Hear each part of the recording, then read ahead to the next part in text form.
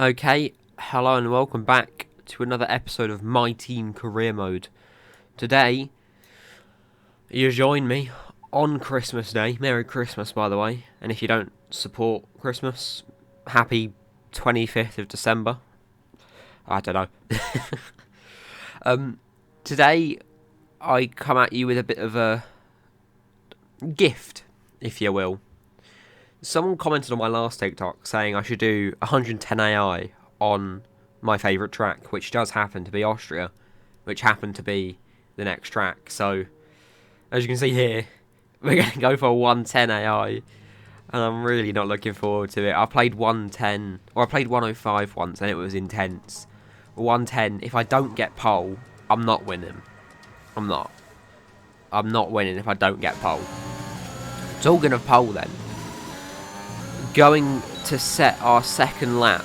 We're 2.5 seconds ahead, and that might just be enough to launch us up in front of everyone else. Good afternoon and welcome to Spielberg, and to a circuit that in one form or another has held every Austrian Grand Prix in the championship, except the very first back in 1964. It was at this race that John Watson lost a bet and his beard when he took Team Penske's only F1 victory in 1976. If anything, the stakes are even higher today, with 25 points available for victory and a crucial advantage in the championship fight. It's one of the shortest laps on the calendar today then, with 7 rights and just 3 lefts, making up the 10 corners of this high-speed circuit. Turn 2 is barely a corner at all. They'll be flat out through there, a left-hand kink into the uphill braking zone of Turn 3. Turns 1, 3 and 4 are all potential opportunities to overtake. Anthony Davidson joins me again for the race today. Let's talk about Reed. What do you make of their performance so far this season? They've been avoiding mistakes and have had solid pace, so it's been a good season so far, but whether they can keep that up long term remains to be seen. It's time to see how our drivers are stacking up after yesterday's exciting qualifying session. Reed lines up on pole position, and it's Lewis Hamilton alongside. Looking at the rest of today's grid, we have Ricciardo, Perez, Valtteri Bottas, and Mick Schumacher, Verstappen, Giovinazzi, Leclerc, and Pierre Gasly, Ocon, Norris, Lance Stroll, and Sainz, Matsushita, Aitken, Daniel Ticktum, and Yuki Tsunoda, Raikkonen, Mazepin, Latifi, and George Russell ends our grid lineup.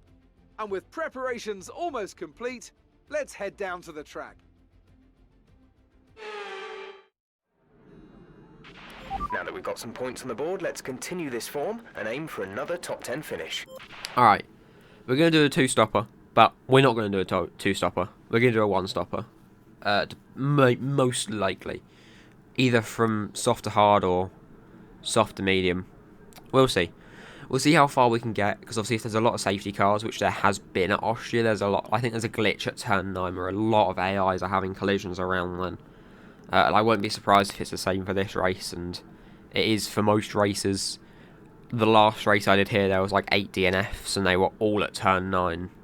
So, you never know. There could be a lot of DNFs, there could also be none. I don't want too many safety cars early on into the race, because I won't be able to make a big gap between like me and the following cars, probably like Schumacher and Hamilton and all of that. But without further ado, to 5 red lights for our first ever 110 AI. We get a pretty decent start there. Oh my god. I'm going to calculate the reaction time of that, because bloody hell. Absolute flyer. We go off the track a little bit there, but it's fine. Track 1 limits allow me to do that. You know. Hamilton is behind us, but won't be able to make it round behind us, or round the outside or the inside or wherever. Yellow flag behind us. Please don't be a safety car. It's not a safety car. End of lap 1, Hamilton, me and Schumacher all battling towards the end. Hamilton really close by. Schumacher also really right behind. Green flag, that must have been a yellow. There's been a huge pile up there. Hamilton's about to get past, and there's a safety car. That could not have been better timing. 3 people are out of the session for a huge pile up. Just quickly before the safety car comes in, that was 1 frame reaction time. I think my finger slipped off the clutch at just the right moment, That's insane, man. Anyways, on lap 5, the safety car is coming in, backing up the grid as you do, as we're going to go for a fast launch just before the line, getting up to 300 kilometers an hour as soon as humanly possible. Green flag racing then. Into turn 1, we keep the lead. We go wide a little bit, but it's fine. Jeff suggests the one stopper now, which is good. Hamilton right on our rear. He's going to have a look around the outside of turn 2 or turn 3. I'm not sure what this corner is. Turn 3, I think. Hamilton and Schumacher fighting behind. We manage to keep the lead because they are going to just be holding each other up now as they battle for that second place position, which for us is very nice. Lap 8 then. Someone's lost it behind us. I don't know who that is. That's Daniel Ricciardo losing it in front as Perez rams into the side of him, or Verstappen actually. Some information on Verstappen. That's a safety car. Again, a second safety car. Bloody hell. Also, it looked like Schumacher pitted, so he'll be quite lucky with that one, be able to catch up the pack. Safety car coming in lap 10 then. No one else has seemed to go into the pitch, just Schumacher for some reason. I'm assuming that was wing damage more than anything. As we back up the field, we're going to try and back it up even better this time, accelerating even earlier through the corner. We make it across the line with about a 0.4 second gap behind us. We make it into turn 1 again, still ahead of everyone else. Bear in mind, 110 AI are aggressive. Like, oh my hands are going to be sweaty by the end of this race, I can tell you now for free. But we make it through the first main straight, full straight, and we are still ahead by 0.5 seconds. Lap 11, Hamilton behind us, gaining and gaining and gaining. Bottas closer behind. There's been a yellow flag. There's loads of cars stopped. What the fuck? I don't normally swear on here, but what the hell has happened? What the absolute hell has happened? I'm in disbelief, mate.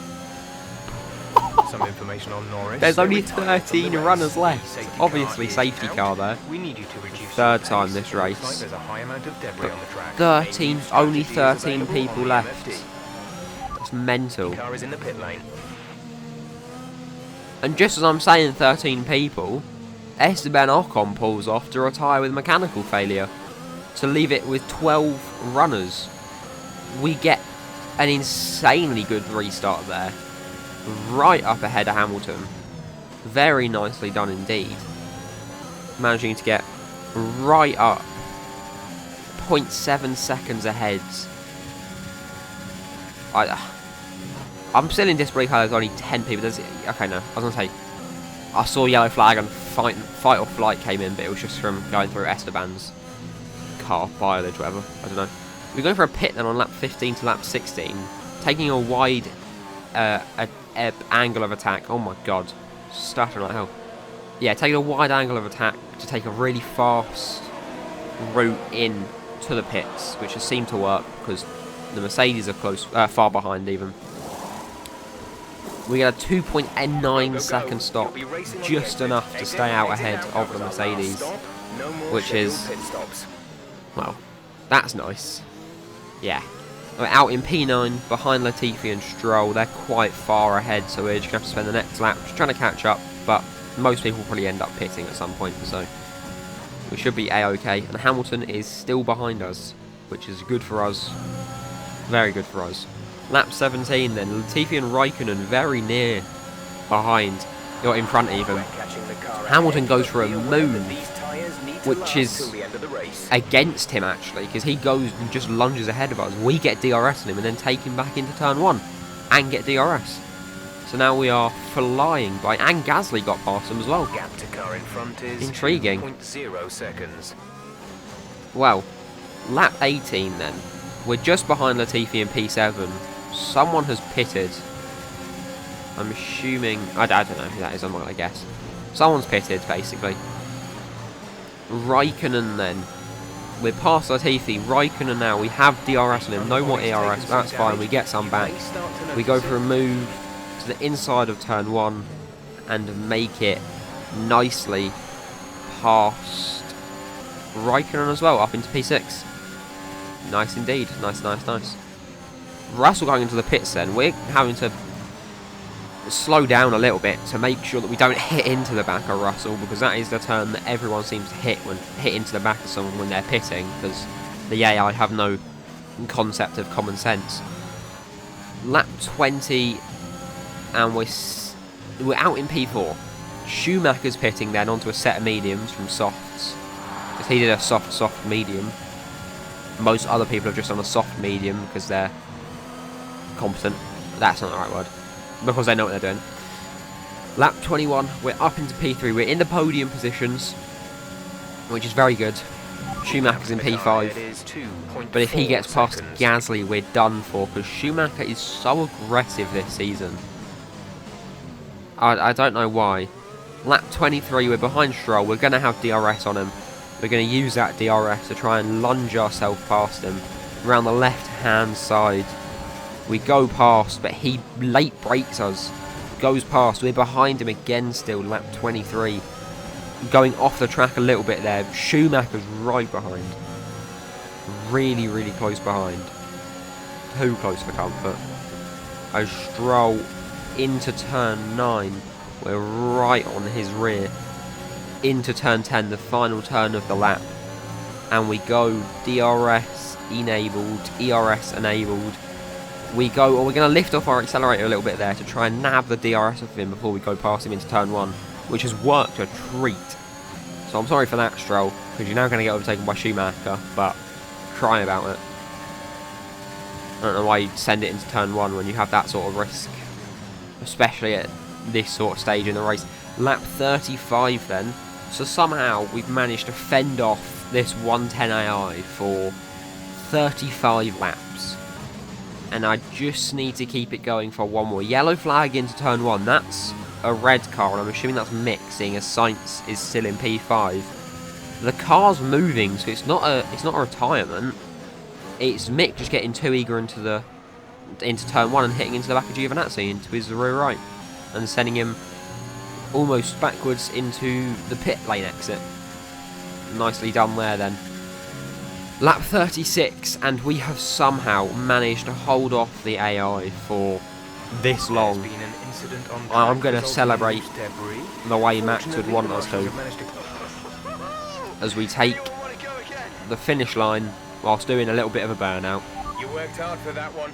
Congratulations. Jeff, you don't even know, mate. My hands are like I just stuck them in a bowl of water. Bloody hell. Carlos Sainz, driver of the day. Understandable. Obviously, you don't normally get that when you go from P1 to P1. You can't It's not what fault the happens. performance on the track today. A well-deserved victory. But bloody hell, that was a strange race. Tell me, Ant, A difficult how one did as they well. manage to achieve this win? Well, you know what they say, to finish first you have to finish. And that fact was clear today, with lots of retirements having a big effect on the outcome of the race. As a driver, you tend to keep reliability concerns to the back of your mind and just focus on what's in front of you. But for the teams, races like this can be very stressful. A show-stopping performance from the three drivers approaching the podium right now. It's been an interesting Grand Prix, that's for sure. Well then, we're in P1, get handed our trophy. I chose Pierre Gasly in P3, making that an all red, white and blue podium. Very nice indeed. And now we just have to hope that we can perform like this for the rest of the season, and then the championship's all ours. Mick ended up finishing P7 with the fastest lap. We get P1 without the fastest lap. But I'd say that's pretty nice. We're up in P1 of the championship. Mick's been moved down to P3. We're still in P1 for the constructors as well, which is good. And Ferrari's overtaken McLaren. I didn't notice that. Now, in contract negotiations, Mick Schumacher actually declined my offer, and I took the low-risk offer as well. So, he clearly don't want to be here anymore. Which is his choice, because I'm going to find someone new. Because I don't like having Mick as a teammate, I can't lie. No, I don't like it. He puts a lot of pressure on. I'm torn between Pierre and George. But